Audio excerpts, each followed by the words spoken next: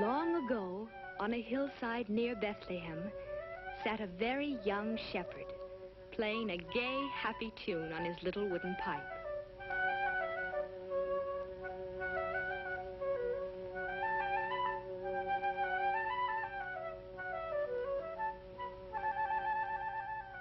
In that year, the Emperor of Rome had ordered all the people to be counted and taxed, each man in his own city. And so the highways were soon filled with travelers, returning to the towns where they had been born. On the road were a carpenter called Joseph and his wife, Mary.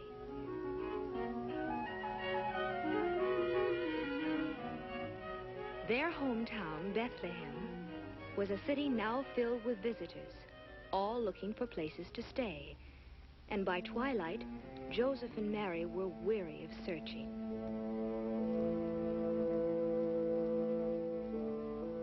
They had tried to find shelter for the night, and while people with plenty of money to offer were taken care of, Joseph and Mary were always turned away. Each place they stopped seemed to be full. Again and again they were disappointed and had to move on. When they came to the owner of one of the last inns, they were told that it too was full. But then the innkeeper remembered an old barn in back of his place of lodging. It was not much of a place, but Joseph and Mary were welcome to use it.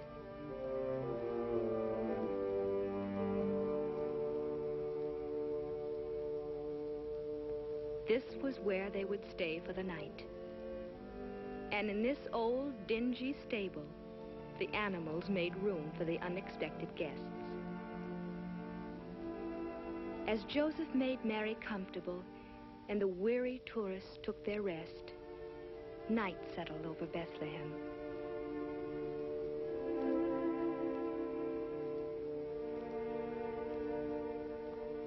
And in the stillness of that holy night, the little town waited silently for the wondrous gift that was to be given. In the sky that night, in the sky above the sleeping city, a strange new star appeared, the Star of Bethlehem, telling of the birth of a great new king to be cradled in a manger.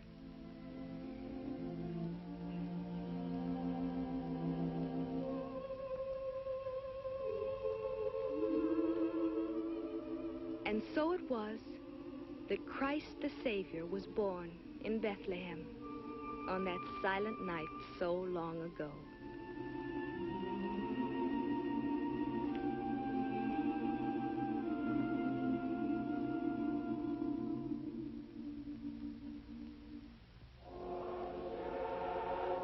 Nearby in the countryside, the shepherds were watching by their fires.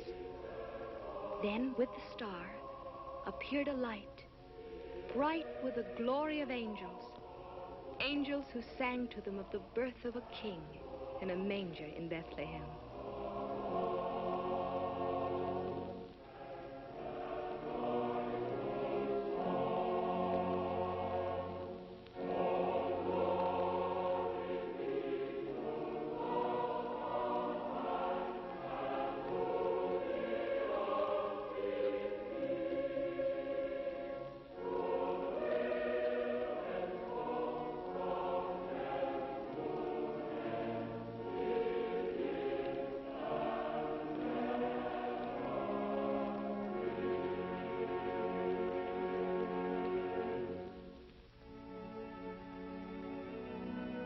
Full of wonder and surprise, the shepherds hoped to see the child of whom the angels sang.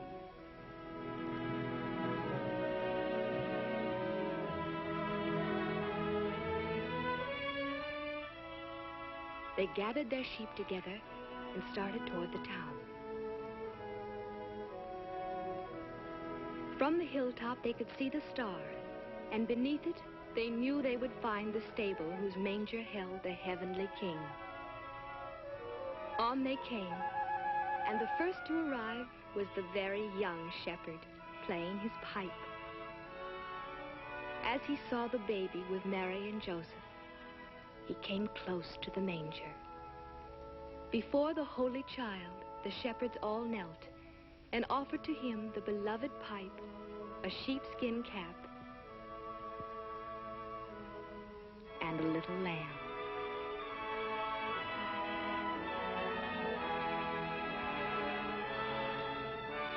And when they had worshipped him, they would go to tell others of this wonderful thing that had happened.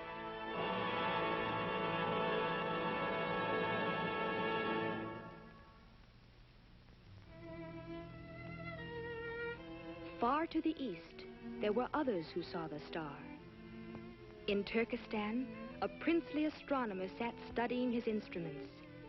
And suddenly in the sky above, the new star shone.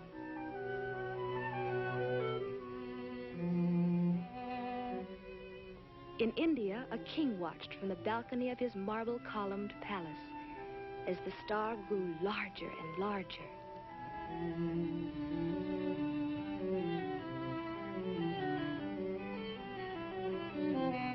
And on the desert sands of Arabia, a ruler was gazing toward the heavens, seeing that same star as it told of the new king's birth.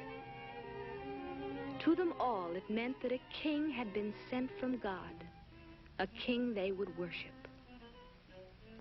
Each one set out to follow the star and to bring to the child a gift of love. The astronomer boarded his ship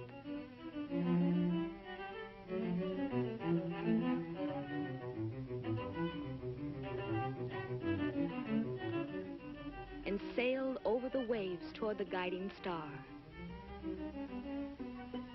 The Indian ruler, on an elephant, moved toward the mountains as the star went before him.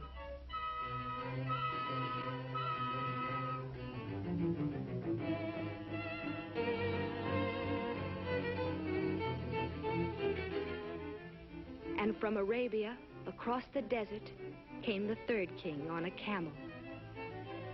It was a long journey and a hard one for all of them.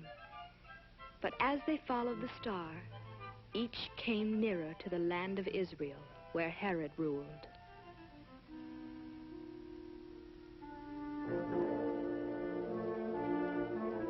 King Herod also saw the star and sent for his counselors.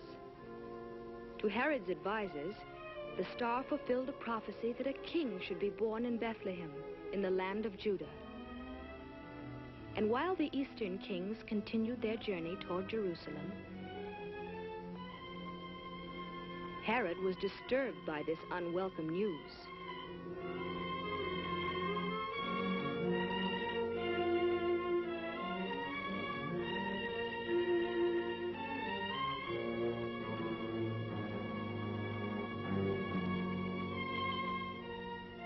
Thinking surely that King Herod could direct them to the newborn child, the wise men came to his palace to seek his advice. Perhaps they would find the babe there, in the palace.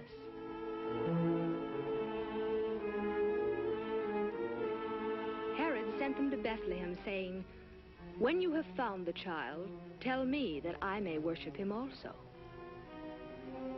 Of course, the wicked Herod had other plans, for he was jealous of the child king. But the wise men, who would be warned by God, were to return home another way. And so once more the kings from the east took their gifts and followed the guiding star. It led them out the north gates of the city, on toward the Bethlehem hills. Then, above the little town, it seemed to stop. At last they knew that here, in Bethlehem, they should find the newborn king.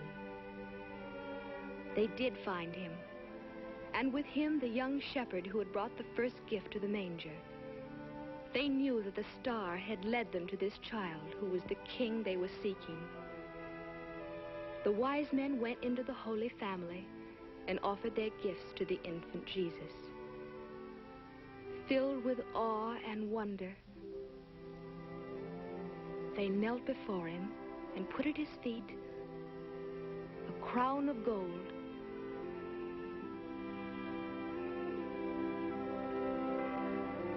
a chest of frankincense, a jar of myrrh. And they worshipped him, the child of the line of David, the Son of God, the King to be called Emmanuel.